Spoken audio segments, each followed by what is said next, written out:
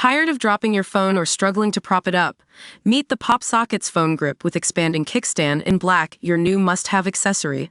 Don't miss out. Grab yours today. Click the link in the video description to shop now on Amazon. Russian economy, meltdown as GDP set to crash and credit growth tanks. Russia's GDP is set to fall by at least 50% in 2025, as the economic crisis in the country continues to gather pace. Businesses and consumers have been hit hard in recent months by the double whammy of spiraling inflation and high interest rates. Consumers, in particular, have seen food prices explode, as inflation soars and shows no sign of coming soon. Russia's central bank was forced to hike interest rates to 21% in October, the highest level in over 20 years, in a bid to contain inflation.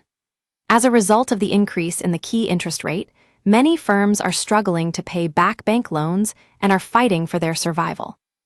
Read more Ukraine Live. Trump's six-word remark that set to upset Zelensky.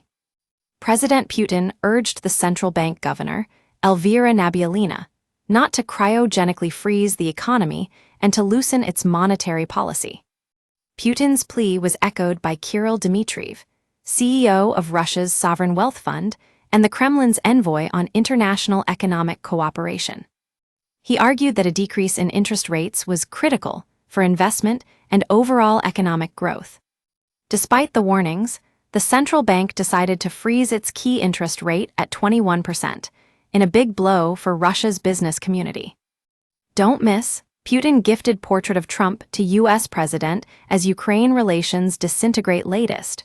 Russia economy chaos as Putin tries to blame bank boss for huge interest rates news.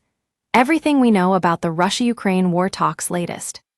The decision is expected to have a major negative impact on Russia's economic growth this year.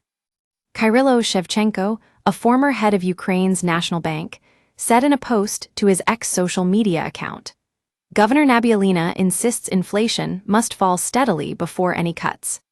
But inflation is still over 10%, and GDP growth is expected to crash from 4.1% in 2024 to just 1.2% in 2025.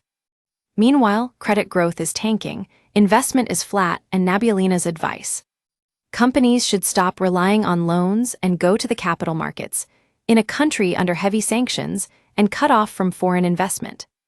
He added that the governor was clinging to outdated policy tools, and that Russia's economy was stagnating. We use your sign-up to provide content in ways you've consented to and to improve our understanding of you. This may include adverts from us and third parties based on our understanding. You can unsubscribe at any time. Read our privacy policy. The Kremlin has sought to drive economic growth through massive military spending, which over the next 3 years will rise to 6.1% of GDP.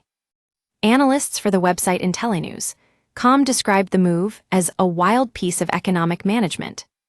They added, instead of tweaking the economy with carefully selected 25 BP tweaks to the prime interest rates every now and again, Nabiullina is letting the currency crash and cutting off access to big swaths of credit, while Russian Finance Minister Anton Siluanov is using a sledgehammer of credit-funded massive spending increases to boost growth in other parts of economy. The war machine must be kept going at all costs, but cuts will be made elsewhere to bring about a soft landing.